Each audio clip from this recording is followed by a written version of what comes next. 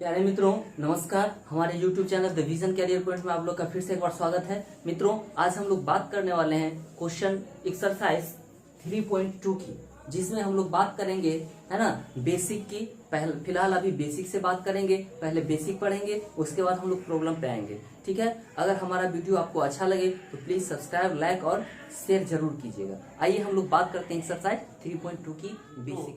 इसमें हम लोग बात करेंगे कि किस प्रकार से, है ना, अगर कोई दो रेखीय समीकरण में दिया हुआ है तो इस रेखीय समीकरण को हम लोग किस प्रकार से इसका अनुपात विधि से कैसे हल कर सकते हैं। तो इसका देखिए, जैसे हम एक बायोडाटा यहाँ बना रहे हैं जिसके जरिए आपको समझना है, तो समझिएगा। जैसे मेरा सबसे पहले क्रम संख्या हमने लिखा। क्रम संख्या क्या लिखा कि कोई भी जो इक्वेशन मेरा दिया हुआ है उसका पहला क्रम संख्या, ये पहला इक्वेशन है मेरा। ठीक है। ये जो इक्वेशन दिया है मतलब रेखा युग्म, है ना, रेखा युग्म जो मेरा दिया हुआ है, मान के चलिए पहला समीकरण है x - 2y = 0 और इसी का दूसरा समीकरण 3x - 4y - 20 = 0। इसके जगह कुछ भी हो सकता है ना। तो यहाँ पे इस चीज का यदि हम लोग अनुपात निकालते हैं किसके रेशियो में, A1/A2, तो यहाँ समझिएगा A1 क्या होता है, A2 क्या होता है, इसको समझते हैं। तो देखिए जो x होता है, x के जो कॉफिशिएंट होता है, गुणांक होता है, यहाँ नहीं है कुछ तो 1 होगा। ठीक है। तो यही इसका क्या कहलाएगा, यही चीज इसका A कहलाता है, A1 कहलाता है। ठीक है। A2 क्या कहलाएगा, तो दूसरे समीकरण में x का जो गुणांक होगा यह कहलाएगा A2। अब B1 क्या कहलाएगा, तो B1 है y का जो गुणांक है वह कहलाएगा क्या, B1। तो y का गुणांक कितना है मित्रों, -2, ये कहलाएगा आपको B1। इसी तरह से y का सेकेंड इक्वेशन में जो y का गुणांक है 4, ये कहलाएगा मेरा B2।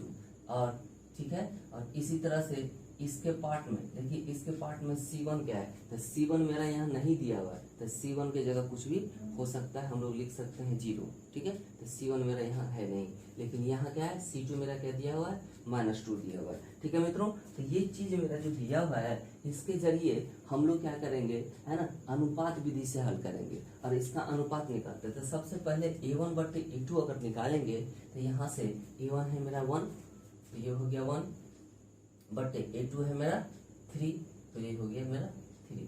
तो यहाँ से A1 A2 कितना निकल गया, है ना, 1/3। इस तरह से हम लोग B1/B2 निकालते हैं। तो B1/B2 यदि निकालेंगे तो B1 है मेरा मित्रों -2/B2 है +4, ये हो गया। ठीक है। इसी तरह से C1 C2 निकालेंगे तो यहाँ C1 नहीं है कुछ, तो C1 क्या है मेरा 0 है। C1 नहीं है कुछ तो क्या है, 0 है ना। और C2 क्या है ना, -20।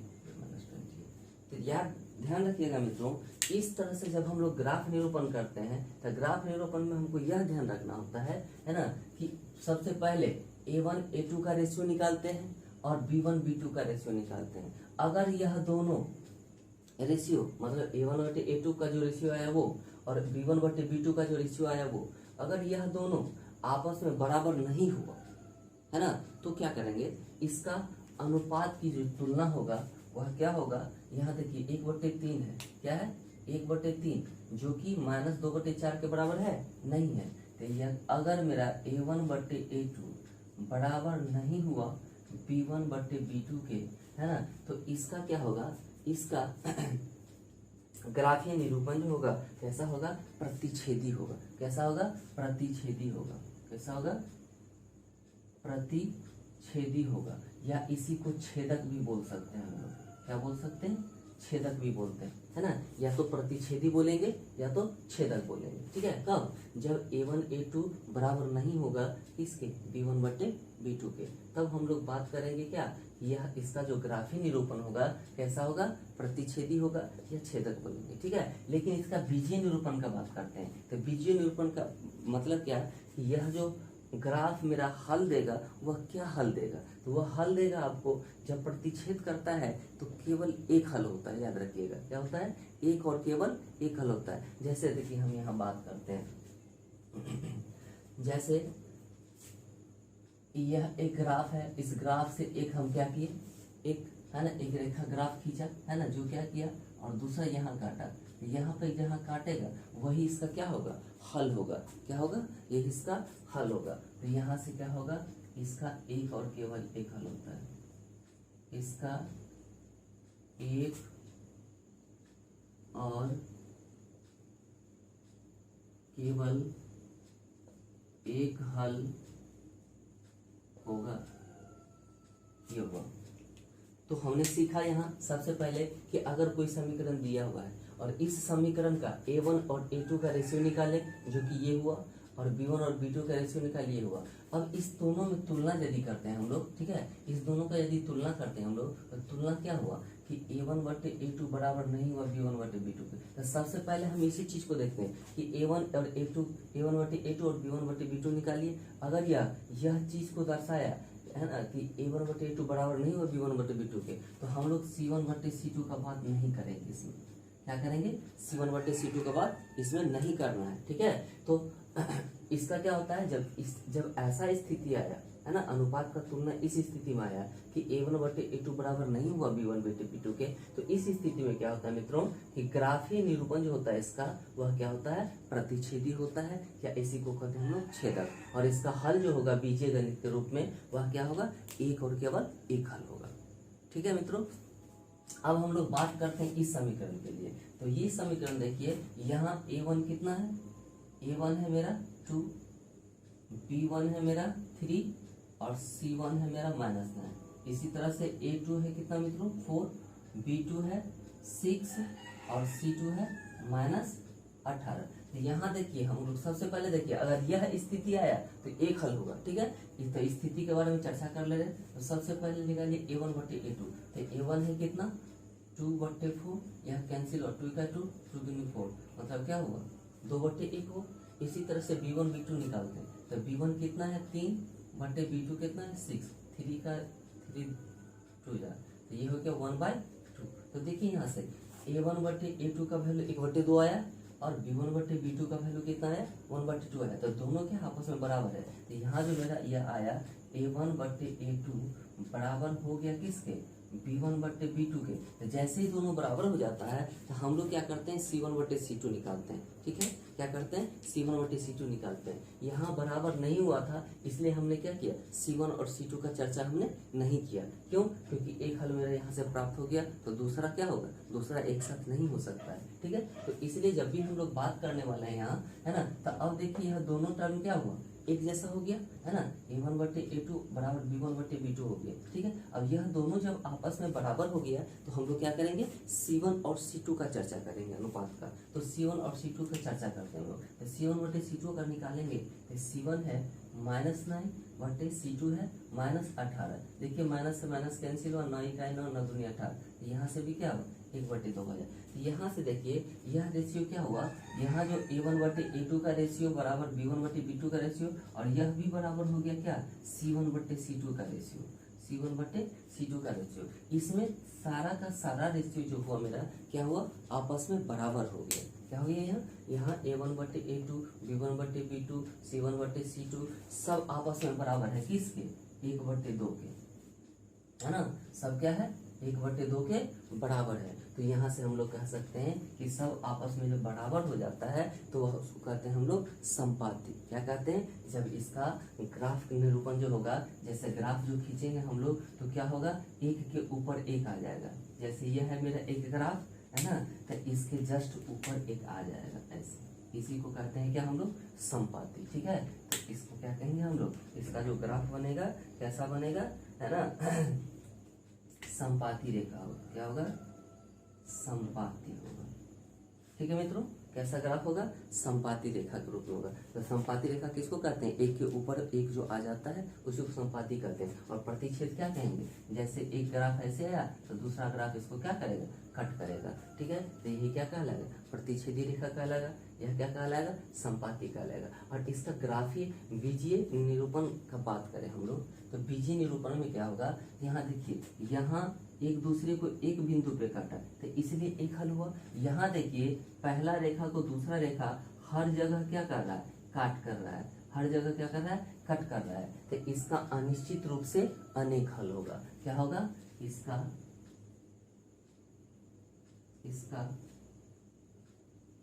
अनिश्चित रूप से अनेक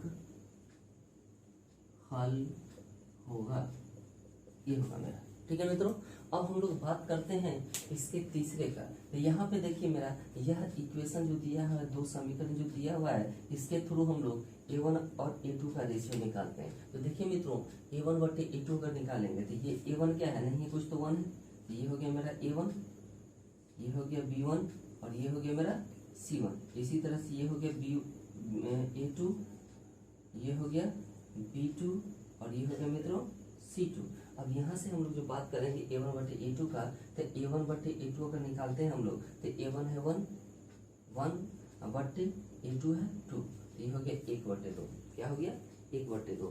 तो इसी तरह से हम लोग b1 बटे b2 का रेशियो निकालते हैं। तो b1 है 2 और b2 है कितना 4, तो 2 का है 2 और 2 दूनी के 4, ये हो गया मेरा 1 बटे 2। तो यहाँ भी रेशियो क्या हुआ मेरा, यहाँ जो हुआ a1 और a2 जो हुआ वो बराबर हो गया किसके, b1 बट्टे b2 के। तो जैसे ही दोनों आपस में बराबर होता है तब हम लोग चर्चा किसकी करते हैं, c1 और c2 के रेशियो की। तो c1 और c2 के रेशियो की चर्चा करें तो यहाँ c1 है -4 बट्टे c2 है -12, तो 4 का 4, 4 के 12, माइनस से माइनस कैंसिल हो गया, यहाँ हो गया 1 बटे 3, जो कि क्या है 1 बटे 3। यहाँ 1 बटे 2 1 बटे 2, ये तो दोनों बराबर है, मतलब a1 बटे a2 बराबर हो गया b1 बटे b2 के। लेकिन c1 और c2 जो है वह क्या है, आपस में बराबर नहीं है। c1 और c2 क्या है, आपस में बराबर नहीं है।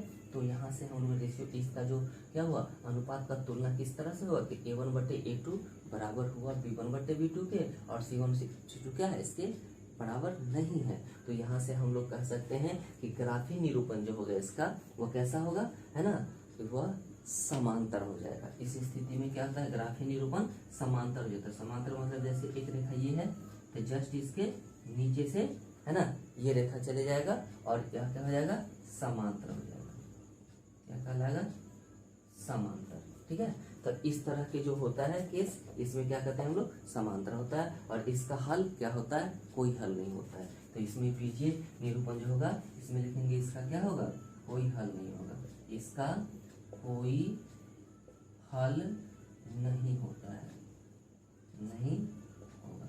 ठीक है मित्रों, तो यही है क्या, अनुपात के द्वारा, है ना, अनुपात निर्णय के द्वारा, है ना, इसका, है ना, ग्राफी निरूपण और बीजीय निरूपण। तो आइए इस चीज को हम लोग, ये तो अभी थ्योरी देखे हम लोग, अब हम लोग देखते हैं कि इसको हम लोग कैसे सॉल्व करते हैं और किस प्रकार से सॉल्व करके इसका, है ना, प्रश्न बनाते हैं। तो आइए हम लोग बात करेंगे अब चैप्टर 3 मित्रों।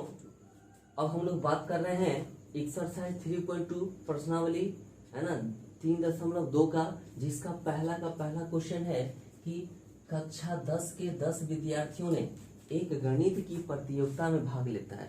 किसी कक्षा 10 के 10 विद्यार्थी, टोटल कितने विद्यार्थी, 10 विद्यार्थी किसी प्रतियोगिता में क्या करता है, वो भाग लेता है। ठीक है, तो जिसमें लड़कियों की संख्या जो है, जिसमें किसी भी कक्षा में लड़का और लड़की ही हो सकती है, ठीक है, जो प्रतियोगिता में भाग लेंगे। ठीक है, तो लड़कियों की संख्या का बात कर रहा है कि लड़कियों की संख्या लड़कों की संख्या से 4 अधिक है ना।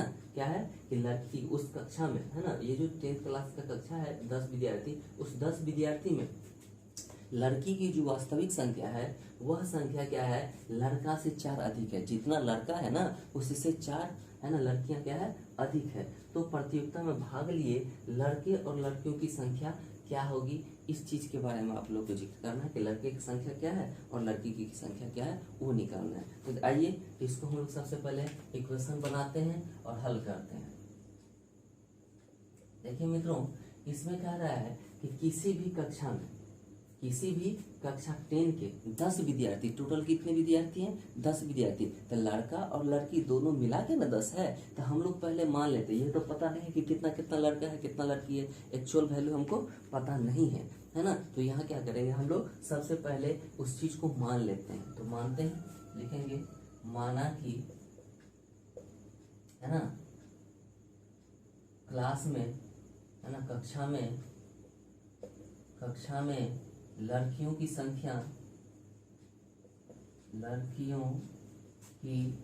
संख्या बराबर x है, तथा कक्षा में लड़कों की संख्या बराबर कितना है, y है ना।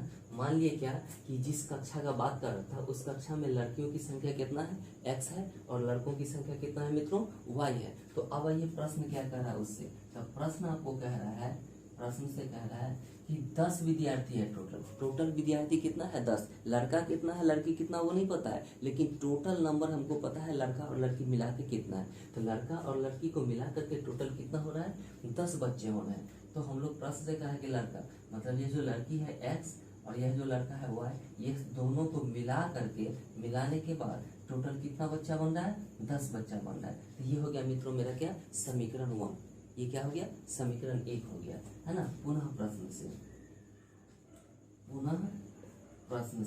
पुनः प्रश्न क्या कर रहा है ना, कह रहा है कि लड़कियों की संख्या जो है लड़का की संख्या से कितना है, 4 अधिक है। ये रहा मेरा लड़की की संख्या और ये रहा मेरा लड़का की संख्या। लड़की की संख्या को x माने हैं और लड़के की संख्या को क्या माने हैं, y माने हैं। तो इस दोनों में संबंध क्या बता रहा है कि इस दोनों में संबंध है कि लड़की जो है, यह लड़की टोटल लड़का से 4 लड़कियां अधिक है। तो यह x जो है, यहाँ अगर बात करें तुलना की, तो x जो है y से कितना अधिक है, 4 अधिक है।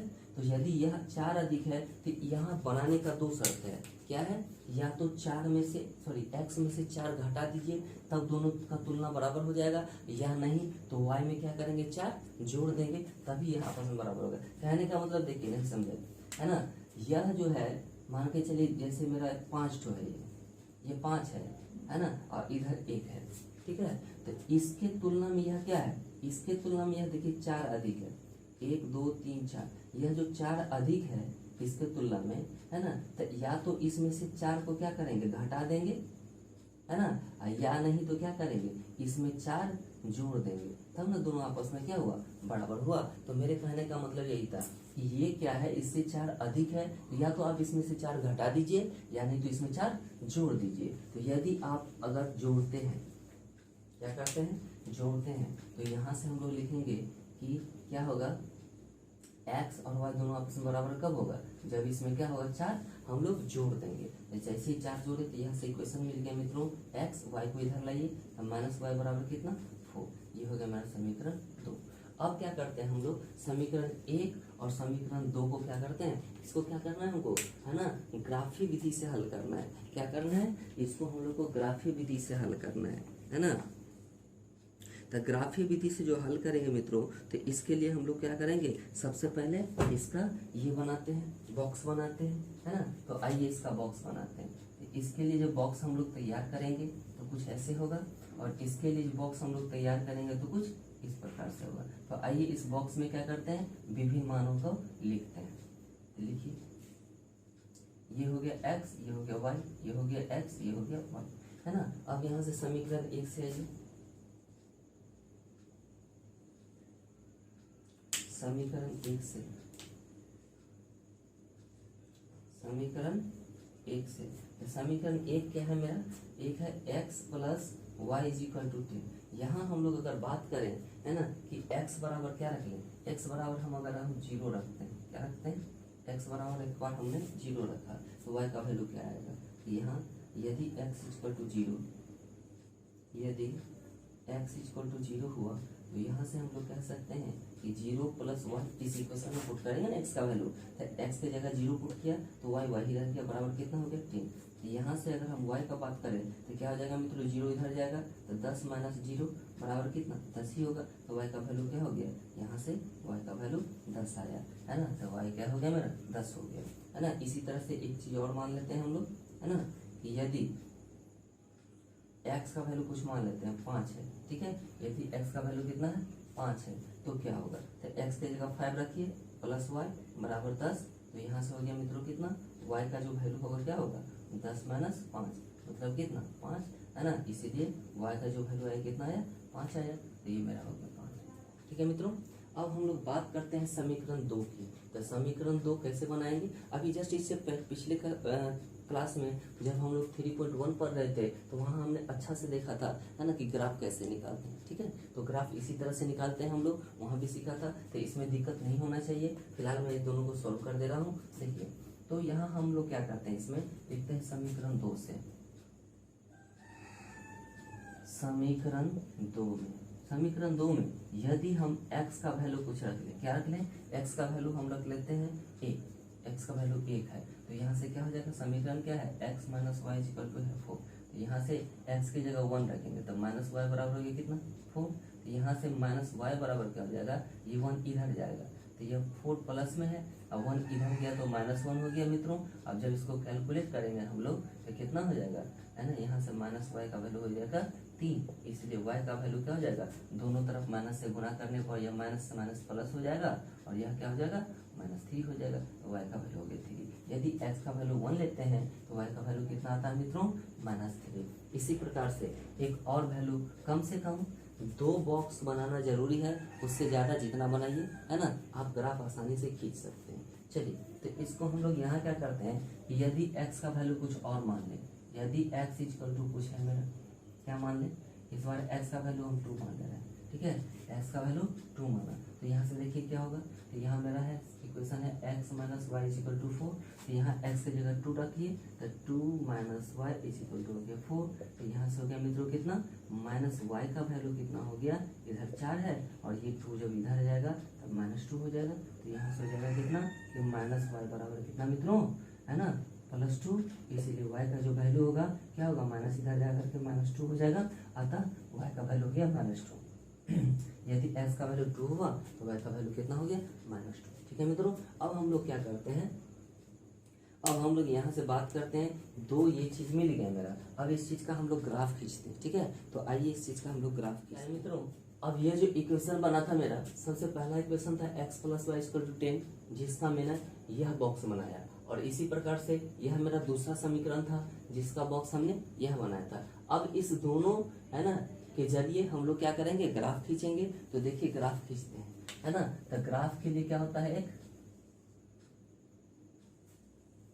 ये x लाइन होता है और इसको हम x डैश करते हैं, और दोनों जहाँ पे करता है जो 0 होता है, ये हो गया मेरा कितना, ये हो गया y, और ये हो गया मित्रों मेरा क्या, y डैश, और इस पे क्या लेना है हमको, है ना, टोटल इसमें देखिए सबसे अधिक नंबर कितना है, तो सबसे अधिकांश है 10, तो 10 से एक ज्यादा तक ले लेते हैं हम लोग, तो मान के चलिए 1 हुआ, 2 3 4 5 6 7 8 9 10 11, इसी तरह से इसमें मिल लीजिए -1 -2 -3 -4 -5 -6 -7 -8 -9 -10 और -11, इसी तरह से इस पे लेंगे 1 2 3 4 5 6 7 8 9 10 11, इसी तरह से मिलेंगे -1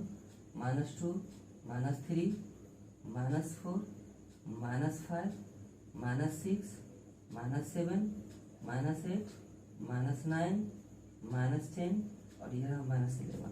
और इस पे क्या करते हैं हम लोग, नंबर लाइन पे, है ना, इस चीज को शो करते हैं। तो देखिए मित्रों, ये जो मेरा है x का वैल्यू 0 है तो y का वैल्यू 10 है, तो x का वैल्यू 0 और y का वैल्यू 10, तो y पर 10 ये है मेरा, तो मेरा यहाँ पर आएगा, है ना, इसका जो होगा यह हो गया x = 0 y = 10, ठीक है, यह नियामक हमने लिख दिया। अब हम लोग क्या करते हैं, है ना, x = 5 और y = भी 5, तो x है मेरा 5 और y भी 5 है, इस 5 को आगे की तरफ बढ़ाइए और इस 5 को ऊपर की तरफ बढ़ाइए, जहाँ यह दोनों करता है यही इसका नियामक होता है, 5 और 5, x का भी वैल्यू 5 और y का भी वैल्यू 5। अब यहाँ से क्या करते हैं हम लोग, है ना, यहाँ से हम लोग इस ग्राफ को क्या करते हैं, मिलाते हैं इस दोनों बिंदु को, तो यह मेरा इस तरह से आगे जाएगा और यह क्या होगा, इस तरह से ऊपर की तरफ जाएगा। तो देखिए सबसे पहले मेरा यह बिंदु था, उसके बाद यह बिंदु है, इसका मतलब ग्राफ हो रहा है मेरा, है ना, डाउन की तरफ जा रहा है, नीचे की तरफ जा रहा है, तो इधर की तरफ जाएगा ग्राफ, ठीक है। और यही जो इक्वेशन हुआ मेरा, यही जो ग्राफ है, इसी को हम लोग कहेंगे क्या, कि x + y = 10, मतलब पहला समीकरण, ठीक है मित्रों। अब हम लोग बात करते हैं दूसरे समीकरण का। तो दूसरा समीकरण में देखा x का वैल्यू 1 है तो y का वैल्यू -3 है, तो x का वैल्यू 1 और y का वैल्यू -3, तो -3 इधर आएगा y, तो इसको आगे की तरफ बढ़ाइए और x को आगे की तरफ बढ़ाइए, ये यहाँ कट रहा, तो इसका नियामक हो गया मेरा कितना, x का वैल्यू 1 और y का वैल्यू -3, ठीक है मित्रों। अब हम लोग बात करते हैं किसका, है ना, x का वैल्यू 2 लेंगे तो y का वैल्यू -2 होगा, तो x का वैल्यू 2 और y का वैल्यू -2, देखिए -2 को आगे बढ़ाइए और इस 2 को आगे बढ़ाइए, यह तो ये जो यहाँ पे काटा यह हो गया x का वैल्यू 2 और y का वैल्यू -2। अब इसको क्या करते हैं मित्रों, हम लोग इसको है ना इस तरह से आगे की ओर बढ़ाते हैं, आगे की ओर बढ़ाते हैं, ठीक है। तो यह जब आगे की ओर हम लोग बढ़ाएंगे तो इस तरह से कटेगा। तो देखिए सबसे पहले ये नियम लगाया था, उसके बाद ये आया, मतलब ग्राफ मेरा कहाँ जा रहा है, इधर की तरफ जा रहा है, इधर की तरफ जा रहा है। और इसी इक्वेशन का नाम है मेरा क्या कि x minus y is equal to 4, मतलब समीकरण दूसरा, ठीक है। तो ये जो ग्राफ जहाँ पे कटा, यह जो ग्राफ जहाँ पे कटता है मित्रों, वही इसका क्या होता है, आंसर होता है। क्या होता है, वही इसका आंसर होता है। देखिए मेरा ग्राफ कहाँ कटा, लगभग लगभग है ना, यह जो कट रहा है एक दूसरे को जहाँ काटेगा वही क्या होता है, ग्राफी विधि से हल होता है। याद रखिएगा है ना, कि कोई भी ग्राफ एक दूसरे को जहाँ पे कट करता है वहीं पे मेरा आंसर होता है, इसका हल होता है। तो देखिए x के लिए क्या होगा, है ना, x के लिए x वाले को देखेंगे तो मान के चलिए कहाँ पे जा रहा है, 7 पे जा रहा है, और यह क्या जा रहा है, 3 पे जा रहा है, ठीक है। तो यहाँ से जो मेरा हल आया, y का वैल्यू कितना है, x का वैल्यू आया 7 और y का वैल्यू आया मित्रों, है ना, x का वैल्यू आया 7 और y का वैल्यू आया 3। तो ये मेरा क्या हो गया, आंसर हो गया, है ना, x का वैल्यू 7 और y का वैल्यू 3, ठीक है। तो ये थोड़ा सा हमको क्या किए हैं, ये हम ग्राफ शीट पे नहीं बनाए हैं, क्या है, यह ग्राफ शीट पे नहीं बनाए हैं, इसलिए मेरा गलत भी हो सकता है ना। हमने एक आपको तरीका बताया कि ग्राफ कैसे बनता है, तो यह एक तरीका है ग्राफ बनाने का, ठीक है, जिससे आप लोग ग्राफ कॉपी पे बनाइएगा तो ही यह सत्य हो सकता है, अन्यथा यह क्या हो जाएगा, गलत हो जाएगा, ठीक है। तो इसको क्या कीजिएगा, आप लोग ग्राफ से बनाइएगा, तो ग्राफ से बनाइएगा तब सही वैल्यू आएगा, ठीक है। यहाँ मेरा क्या है ना, कोई भी वैल्यू एक निश्चित डिस्टेंस पे नहीं लिया गया, निश्चित दूरी पे नहीं लिया गया, इसलिए क्या होगा, गलत होने की संभावना है ना। तरीका सही है ना। इसी तरीका से आप ग्राफ कॉपी पे बनाएंगे तो वहां से आपका क्या होगा, सही से लिखा कि ग्राफ जो है मेरा क्या है, यह ग्राफ से जो हमने आंसर निकाला वह लड़की की संख्या 7 आया और लड़का की संख्या 3 आया। लड़की की संख्या 7 है और लड़का की संख्या 3 है, तो यहाँ से लिखेंगे कि लड़की की संख्या कितना 7 हुआ और लड़कों की संख्या कितना हुआ, 3 हुआ। यही मेरा क्या हुआ, ग्राफी विधि से इसका हल हुआ। अब हम लोग बात करने वाले हैं क्वेश्चन नंबर 2 की। किसकी, क्वेश्चन नंबर 2 की, प्रश्नावली 3.2 का जो क्वेश्चन है ना, पहला का दूसरा। देखिए इसमें क्या कह रहा है, कह रहा है कि 5 पेंसिल तथा 7 कलमों का कुल मूल्य कितना है, 50 रुपया है। क्या है, 5 पेंसिल तथा 7 कलम का कुल मूल्य कितना है, 50 रुपया है। जबकि 7 पेंसिल तथा 5 कलमों का मूल्य कितना है, 46 रुपया है। तो एक पेंसिल और एक कलम की मूल्य ज्ञात कीजिए, ठीक है। तो यहाँ तो हमको एक पेंसिल का निकालना पड़ेगा, है ना। तो हम लोग सबसे पहले क्या करते हैं, इसको मान लेते हैं, ठीक है। तो मानते हैं, इसको हल करते हैं। देखिए मित्रों,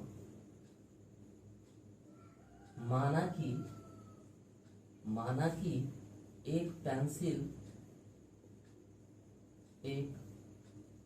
पेंसिल का मूल्य बराबर x रुपया है, मान लिया, तथा एक कलम का मूल्य है ना, एक कलम का मूल्य बराबर y रुपया है। ऐसा हमने मान लिया कि एक कलम जो है, एक पेंसिल जो है, इसका मूल्य x रुपया है तथा एक कलम का मूल्य कितना है, y रुपया है। तो एक बात बताइए कि टोटल कितना पेंसिल है, 5 पेंसिल है। तो लिखते हैं, अतः 5 पेंसिल का मूल्य कितना हो जाएगा मित्रों, एक का है x, तो x को क्या करेंगे, 5 से गुना कराएंगे, यही ना हो जाएगा उसका मूल्य। तब क्या हो जाएगा, 5x रुपया हो जाएगा। किसका, 5 पेंसिल का मूल्य हो गया 5x, ठीक है। इसको लिखिए प्रश्न से, 5x हो गया। तथा कितना है, 7 कलम है, तो 7 कलम का कितना हो जाएगा, 7 कलम का मूल्य, तो एक कलम का मूल्य है y रुपया, तो 7 कलम का निकालेंगे तो एक को 7 से गुना कर देंगे, है ना। तो वही क्या हो जाएगा, इसका मूल्य हो जाएगा, तो यहाँ हो जाएगा 7। ये हो गया मेरा इसका। लेकिन क्वेश्चन कह रहा है कि 5 पेंसिल तथा 7 कलम अगर खरीदता है तो टोटल कितना पैसा देना पड़ता है, 50 रुपया।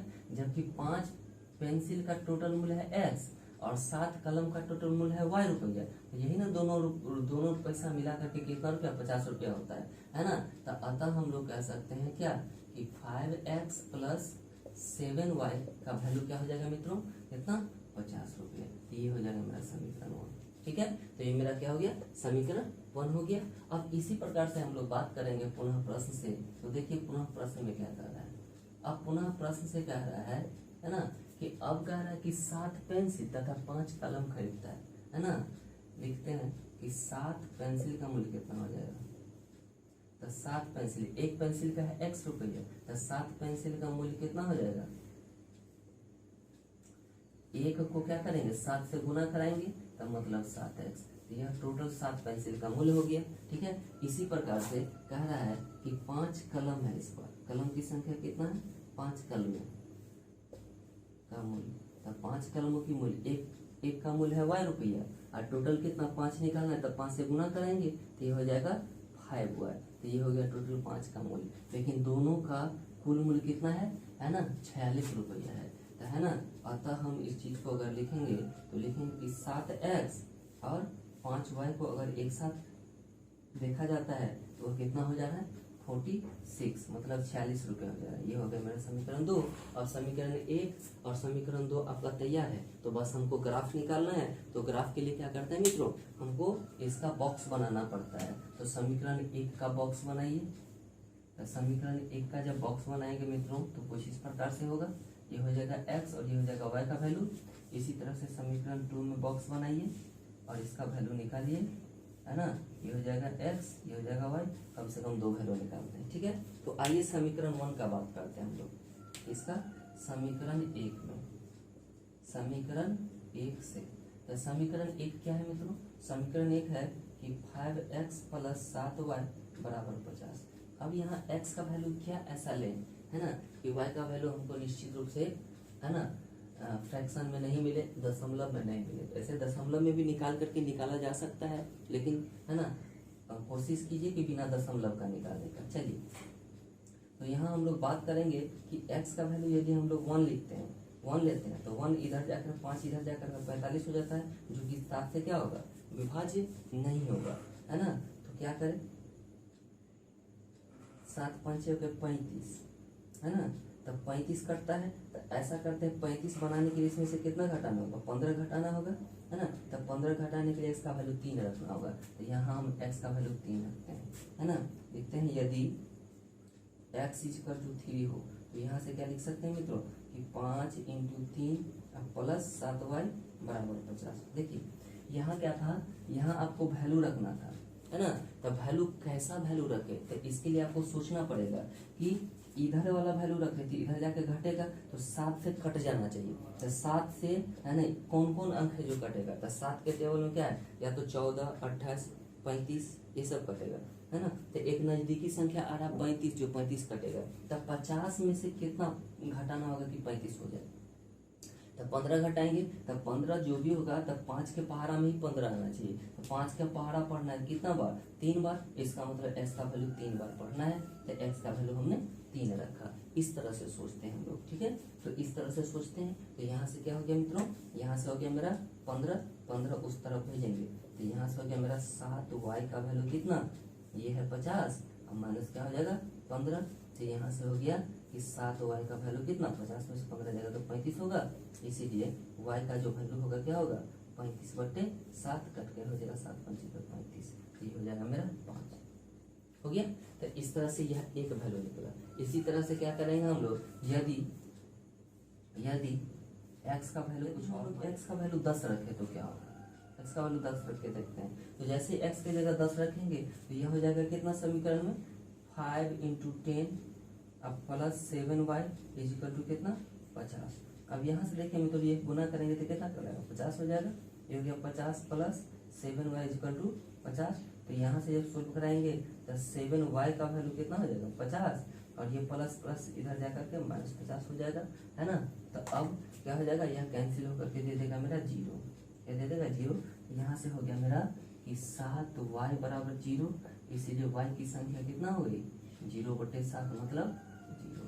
तो यह क्या हो जाएगा 0 हो जाएगा। तो पहला ग्राफ क्या हुआ मेरा कंप्लीट हुआ, पहला बॉक्स कंप्लीट हुआ। अब हम लोग दूसरा बॉक्स में आते हैं। तो दूसरा बॉक्स में क्या करते हैं मित्रों, है ना, हम लोग यहाँ क्या करते हैं, अब समीकरण 2 में, समीकरण 2 में क्या करते हैं मित्रों, समीकरण 2 के लिए अगर बात करें तो समीकरण 2 में क्या करते हैं कि x का वैल्यू कुछ मान लेते हैं। तो x का वैल्यू हम लोग इस बार क्या मान ले रहे हैं, 3 मान रहे हैं। इसमें भी x का वैल्यू कितना मान ले रहे हैं, 3 मान ले रहे हैं। क्यों, क्योंकि अगर हम लोग यहाँ 3 मानेंगे तो 7 या 21, 21 इसमें से घटाइएगा तो है ना जो 5 के है ना गुणांक के रूप में आ जाएगा, इसलिए इसको हम लोग 3 मान रहे हैं। x का वैल्यू यदि 3 लिए तो क्या हो जाएगा, तो यहाँ से हो जाएगा यदि x इक्वल टू 3, तो यहाँ से क्या लिख सकते हैं, समीकरण है मेरा 7x plus 5y is equal to 46। तो यहाँ से लिखेंगे कितना, 7 गुने x का वैल्यू 3 हो गया प्लस 5y बराबर 46। यहाँ से कैलकुलेट कीजिए तो 7 या के 21 प्लस कितना 5y बराबर हो गया 46। यहाँ से घटाइए तो इस 21 को क्या करेंगे, उस तरफ ले जाएंगे। तो जब 21 को इस तरफ ले जाएंगे तो यहाँ हो जाएगा 5y इज इक्वल टू कितना 46 और 21 इधर जाकर के माइनस हो जाएगा। तो घटाइए, यहाँ हो जाएगा 5y का वैल्यू कितना 21 में से है ना, इसको घटाइएगा तो हो जाएगा कितना 25 होगा। तो इसलिए y बराबर कितना हो गया मित्रों, y का वैल्यू हो गया 25/5, कैंसिल होकर के दे दिया 5। तो y का वैल्यू कितना है, 5 है। अब क्या करते हैं हम लोग, x का वैल्यू कुछ और मानते हैं हम लोग, तो मान लेते हैं इसमें है ना, आगे के लिए x का वैल्यू हम लोग मान लेते हैं 8 है ना। अगर 8 रखते हैं तो क्या होता है, देखिए ये मेरा समीकरण है ना, तो 8 पंचे क्या होता है, समीकरण 2 का बात है ना। तो अगर हम लोग 8 रखते हैं, 8 7 56 मतलब 6 के रिस्पेक्ट में आ गया। इसको घटाएंगे तो जो भी होगा क्या होगा, वह 5 से डिविजिबल हो जाएगा। ठीक है, तो हम लोग मान लिए क्या, x का वैल्यू 8 है। यदि x इज इक्वल टू 8 है तो क्या होगा, देखिए तो x is equal to x का वैल्यू रखते हैं हम लोग, तो यहाँ से हो गया कितना 7 गुने 8 प्लस 5y बराबर कितना मित्रों 46। अब यहाँ से कीजिए तो 8 7 के 56 plus 5y is equal to 46। अब यहाँ से जब सॉल्व कराएंगे हम लोग तो यहाँ से क्या लिखेंगे, इस 56 को उठा के इधर लाइए तो यहाँ से हो जाएगा 5y बराबर कितना 46, इधर आएगा तो -56। अब इसको जब घटाएंगे मित्रों तो क्या हो जाएगा, यहाँ से हो जाएगा कि 5y बराबर कितना है ना, घटाइए तो इसमें से बचेगा माइनस में से बचेगा, तो माइनस में कितना बचेगा, 6 में से 6 गया तो 0, ये 10 है ना। तो इसीलिए y का वैल्यू कितना हो जाएगा मित्रों 10/5 मतलब 2। तो x का वैल्यू हो गया 2। यदि y का वैल्यू 8 रखते हैं तो x का वैल्यू कितना आता है, -2 आता है। जब -10 बचा था है ना, तो कट करके -2 आया।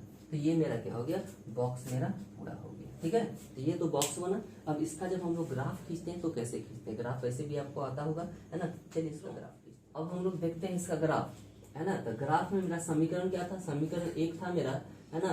समीकरण 1 का बॉक्स जो बना था इसमें x का वैल्यू 3 था तो y का वैल्यू 5 था। तो अब इस देखो ग्राफ लाइन पे इसको कैसे लेते हैं, देखिए x का वैल्यू 3 है तो y का वैल्यू 5 है। x का वैल्यू 3, ये रहा मेरा x का वैल्यू 3 तो y का वैल्यू 5 है। तो y का वैल्यू 5 प्लस में इस 5 को आगे की तरफ बढ़ाइए और 3 को क्या कीजिए ऊपर की तरफ बढ़ाइए। तो दोनों जहाँ पे कट करता है यही क्या होता है, इसका नियामक होता है।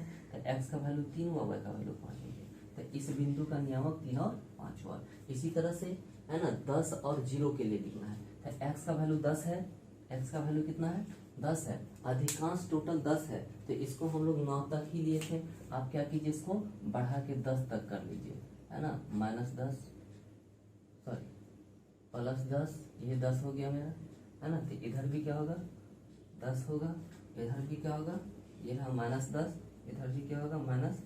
चलिए इसको सोल्व करते हैं। तो देखिए इस बार क्या हो गया मित्रों, इस बार हो गया मेरा x का वैल्यू 10 है तो y का वैल्यू 0 है। तो x का वैल्यू 10 यहाँ ना होगा जहाँ y का वैल्यू 0 होगा। तो यह इसका नियामक है, x का वैल्यू 10 और y का वैल्यू 0। अब इसका हम लोग क्या करते हैं कि ग्राफ खींचते हैं। तो खींचिए ग्राफ, जब यह इससे होकर के जब यह ऐसे जाएगा ये है ना, तो देखिए सबसे पहले ये पॉइंट आया था, उसके बाद ये पॉइंट आया, मतलब ग्राफ मेरा इधर नीचे की तरफ जाएगा। और यह ग्राफ का नाम होगा कि 5x प्लस 7y बराबर 50, जो कि समीकरण 1 है। ठीक है, अब हम लोग बात करते हैं समीकरण 2 के ग्राफ की है ना। तो यहाँ देखिए x का वैल्यू 3 है तो y का वैल्यू 5 है। तो x का वैल्यू 3 और y का वैल्यू 5 यहीं पे आएगा, एक ही बिंदु पे आएगा। इस दूसरे ग्राफ के लिए भी क्या होगा, x का वैल्यू 3 और y का वैल्यू 5 होगा। ठीक है, अब है x का वैल्यू 8 तो y का वैल्यू -2। x का वैल्यू 8 है ये रहा तो y का वैल्यू -2 है। तो यह 8 को नीचे की तरफ बढ़ाइए और -2 को आगे की तरफ बढ़ाइए। मान के चलिए यहाँ कटा, ये हो गया x का वैल्यू है ना 8 और y का वैल्यू -2, और इस दोनों को जब हम लोग मिलाएंगे मित्रों तो कुछ इस तरह से जाएगा, ये है ना, ऐसे। ठीक है, तो यहाँ क्या हुआ, सबसे पहले ये बिंदु आया था, फिर ये बिंदु आया, इसका मतलब ग्राफ मेरा इधर की तरफ जा रहा है, ऐसे। ठीक है, तो दोनों ग्राफ की लाइन जहाँ पे कट किया है ना, दोनों ग्राफ की लाइन जहाँ पे कट किया, कहाँ पे, यहाँ पे कट किया है ना, दोनों ग्राफ की लाइन, तो इसके लिए x और y का जो वैल्यू होगा यही मेरा x और y का वैल्यू होगा। ठीक है, तो यहाँ क्वेश्चन क्या था, क्वेश्चन था कि पेंसिल और ये, तो पेंसिल को क्या माने थे, पेंसिल को x माने थे, है ना, तो x हो गया पेंसिल और y हो गया मेरा क्या, कलम। तो लिखेंगे अतः पेंसिल, एक पेंसिल का मूल्य, एक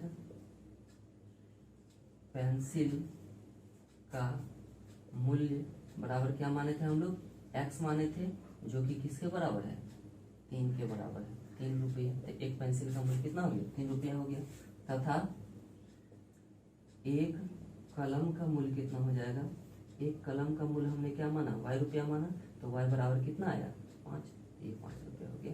यही दोनों क्या होगा, आंसर होगा, है ना। तो x और y का वैल्यू पेन और कलम का। अब हम लोग बात करने वाले हैं, है ना, प्रश्नावली 3.2 के क्वेश्चन नंबर दूसरा। ठीक है, तो देखिए दूसरा क्वेश्चन क्या कह रहा है, कह रहा है कि अनुपात a1/a2 b1/b2 c1/c2 की तुलना करके ज्ञात कीजिए। अभी जब बेसिक पढ़ा रहे थे वहां हमने थ्योरी दिया था, है ना, यही कि अगर दो समीकरण है तो इसके अनुपात जो होगा, है ना, तो a1 a2 b1 b2 c1 c2 का जो अनुपात होगा तो उसका, है ना, ग्राफीय विधि से कैसा हल होगा और उसका बीजीय गणितीय निरूपण क्या होगा उस चीज का। तो यहाँ यही क्वेश्चन है, इसी से रिलेटेड है।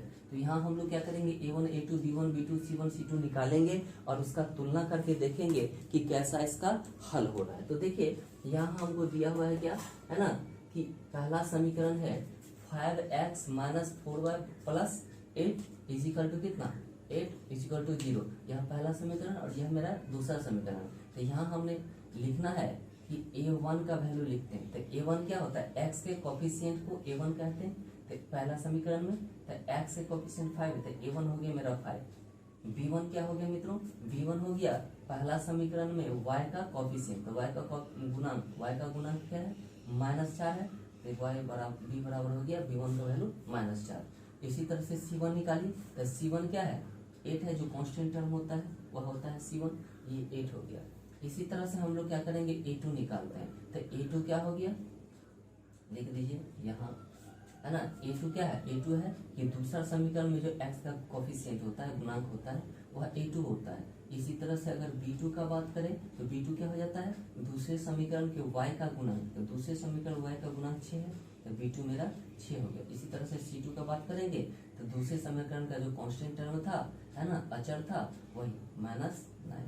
तो ये a1 a2 b1 b2 c1 c2, है ना, निकल गया मेरा। अब हम लोग रेशियो का बात करते हैं। ठीक है, तो रेशियो का यदि बात करें मित्रों तो a1/a2 निकालिए। देखिए अब a1/a2 निकालते हैं, तो a1 कितना है, 5, और a2 कितना है मित्रों, 7। तो a1/a2 का वैल्यू कितना है, 5/7 आ गया। अब हम लोग क्या करते हैं, एक टर्म और निकालते हैं b1 और b2 का, है ना। अब क्या कीजिए, b1/b2 निकालिए। तो b1 कितना है मित्रों, b1 है -4, तो लिखेंगे -4, और b2 है 6, तो लिखेंगे 6। देखिए कैंसिल हो रहा है, 2 से 2 बार में, 2 से 3 बार में, तो ये कैंसिल होकर के -2/3। तो यहाँ से देखिए मित्रों, यहाँ से हमको देखने को मिलता है कि a1/a2 का जो वैल्यू है वो और b1/b2 का जो वैल्यू है वो दोनों में क्या है, दोनों आपस में बराबर है, नहीं है। तो बस यहाँ से छोड़ देंगे, c1 c2 नहीं लिखना है हमको।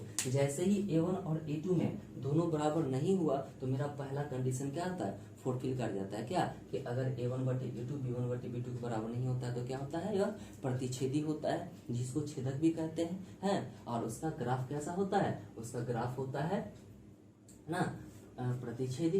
ये हो गया प्रतिच्छेदी मेरा, है ना। तो लिखेंगे अतः, लिखेंगे अतः यहाँ क्या हो रहा है कि a1/a2 जो है वह क्या हो रहा है, बराबर नहीं हो रहा है किसके, b1/b2 के, है ना।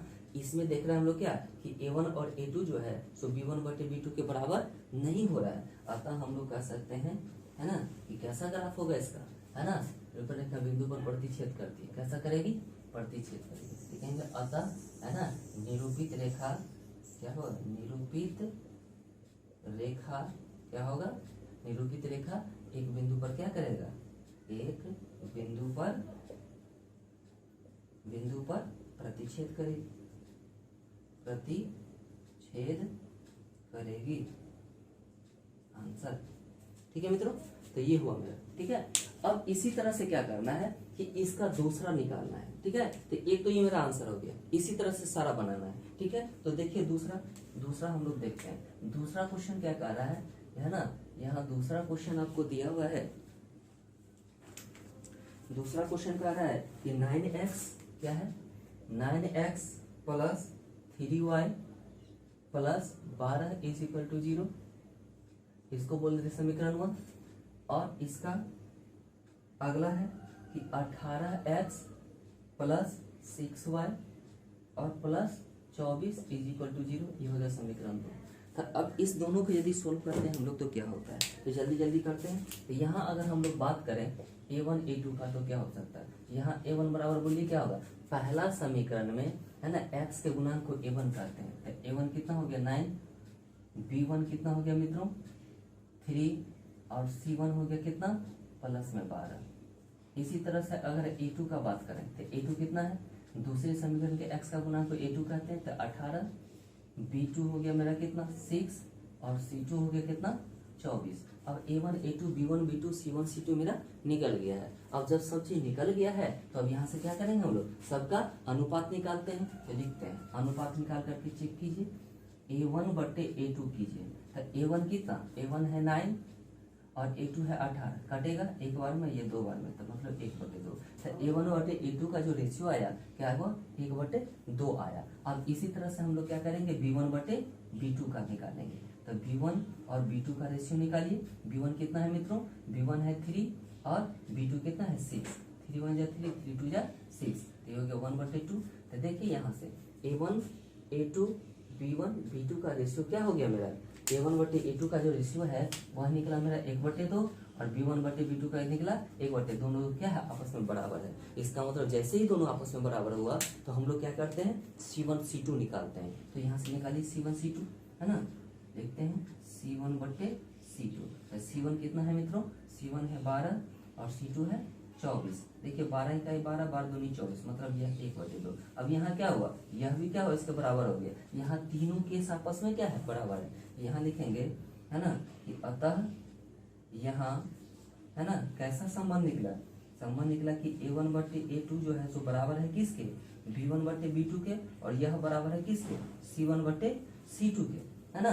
तीनों आपस में बराबर हो गया। जब तीनों आपस में बराबर हो गया तो मित्रों हम लोग कह सकते हैं कि तीनों जब बराबर होता है तो कैसा होता है, संपाती होता है। तो लिखेंगे अतः यह क्या है, संपाती है, क्या है, संपाती है।